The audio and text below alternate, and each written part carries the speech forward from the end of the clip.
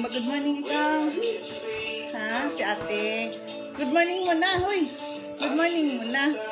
Good morning. Kumakain na kami ni Ika. 11 o'clock na, pero almusal pa rin. No? Nanonood siya ng ano. Ganda na pinapanood niya.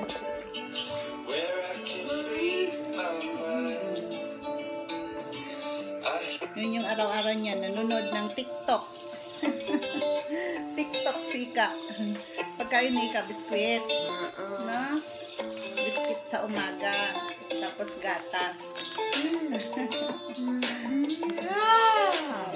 Kain muna kami ni Ika. Ala, mahulog na, Bi. Yan. Kasi tamad man si Ika kung maghawak ng pagkain niya. No? Tamad si Ika maghawak ng pagkain. Ay, hindi makahawak yung kamay. O bakit sa ano, sa therapy nakakahawak?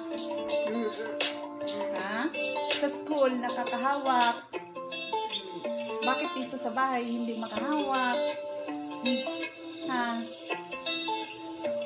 Sa bahay hindi makahawak yung kamay ni Ika. Andyan din yung aso niya. Nasa tabi niya lagi. Andyan lagi sa tabi niya yung aso. Yung aso niya si Pipa. No, Pay, no? Hihingi din ng pagkain, no? Pay, no? Wala kainin yung aso niya. Ang takaw din ng aso niya. No, Pay, no? Pasod natin yung tablet. Nanonood siya ng vlog. Nanonood siya tika ng vlog. Hey guys! So now I am here at Robinson's Magnolia. Visit na kayo. Ayan guys. So we have our ternos. And then dun sa kabila, we have our cookies and adobo flakes cocina berengue. And guess what? Who's with mommy today? Somebody join me today here at Robinson's. Huwag masyadong madami, ha? So sa kabila. Kakain na lang Alam sa niya, kabila. hindi siya kakain May ng apple madami. pie guys available ha. Nilimit ko kasi Come siya na sa guys. See you here at Robinson's Magnolia. Aray ko naman, yung aso mo na yan. Oo, binigyan ko na yan kanina eh. Binigyan ko na. Hey guys! So now I am here at Robinson's Magnolia. Visit na kayo. Ayan guys. So we have our ternos. And then dun sa kabila, we have our cookies and adobo flakes cocina berengue. And guess what? Who is with mommy today? Somebody join me today here at Tapos na kumain si Robinson's. Atika. Ganda daw siya dito at saka sa kabila. Kakain na namin sa kabila. May apple pie. Yun na guys, dahil sa tapos na tayo magpakain kay Ika. Ako'y magluluto ngayon ng ulam tanghalian. Yung aking luto. Yan lang kasi wala pa ibang available na gulay. Yan. Pinakuluan ko na yung baboy ko kasi tinapon ko yung tawag dito. Tinapon ko yung tubig niya. O isabaw ko siguro mamaya. So, nandun lang naman sa ano eh. Sabaw ko mamaya sa pagkain ng aso. Wala kasi silang ulam. Yan din ang ulam nila. Ano ba tawag dito? Hindi yan broccoli. Ang broccoli green. Ano ba tawag dyan? Kalimutan ko na. Saka ito, carrots. Saka repolyo. Yan lang. Yun. Sasaw ko sa aking gulay.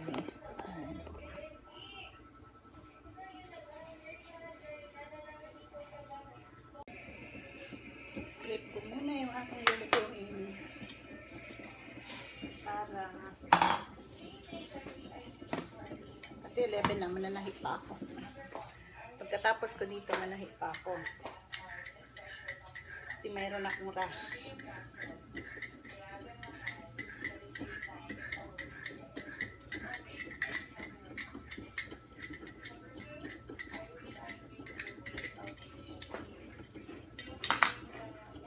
Kaya lasa nito kung tingnan yung gulay ko. Okay na to. Kunti lang naman. Kami lang naman eh. Nung nakaraang araw. Ano nga ba tawag dito? Kalimutan mo talaga. Grabe talaga limot ko. nga ba to? Kalimutan ko. Hindi ko talaga maalala. Kasi ang broccoli kulay green. Ito, cauliflower. Cauliflower. Grabe talagang limot ko. Hindi ko talaga maalala kung ano to.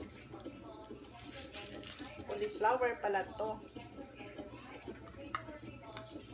Nalimutan ko na kung ano to.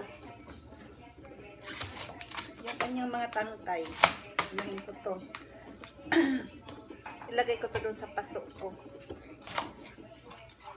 Para matunaw siya. Magiging lupa na to. Pag nagiging lupa na to, taniman ko na siya.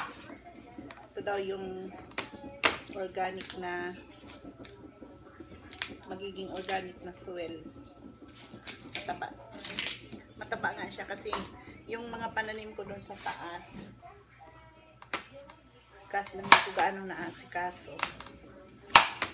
Ano siya? Mga ganito lang yun. May kunting ano naman siya, may kunting lupa.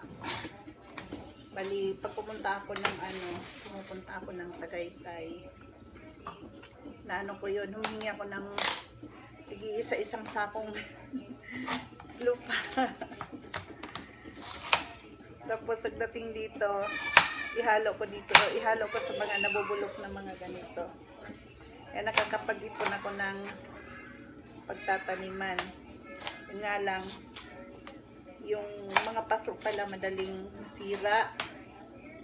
Mas maganda pa yung container ng mga, yung sa mineral water na container, maganda pa yung taniman. Hindi madaling masira. Ang init. Napaka-init. Ang init na. Summer na.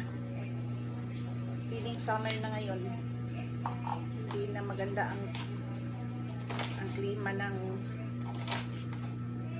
weather ngayon. Mainit na kahit makulimlim. Kulimlim sa labas eh. Pero hindi pa ako lumabas. Ayan. Ginayat-gayat ko din siya para madaling ano ba tawag dito? Madali siyang mapulok. Within 2 months, meron na akong pagtataniman. Kaso lang, ano to, ang isang container, parang kalahati lang ata ang makuha ko. Ay, hala. Tapos, yung repolyo, ang bilis ko lang magluto. Iwan ko muna kayo guys. Magluluto lang ako. Maglit lang. Yan, tapos ko na ma-prep yung aking lulutuin. Wala akong sibuyas sa pansin nyo. Wala akong sibuyas kasi napakamahal pa ng sibuyas. Pumunta ako ng San Roque Supermarket. Ang pulang sibuyas, nasa ano pa, 294, 225 naman yung puti. Hindi ko pa kaya. Kaya, medyo mura ang bawang. Bawang na lang muna. Isang buong bawang talaga yung ginayat ko yan. Uubusin ko. Then, bell pepper. Then, yung repolyo, nagayat ko na rin. Yung cauliflower. And then, yun yung pansahog natin. And then, yan lang siya. So, let's do to cook. Dahil sa brown na yung bawang, sunod ko na yung aking pansahog. Then, pakuluan ko muna yan ng ano tawag dito? 15 minutes. Lagyan ko na yan ng paminta at saka asin. Yan, ang sarap na tingnan ng aking chopsy. Chopsy tawag ko dito. Sunod natin yung ating cauliflower.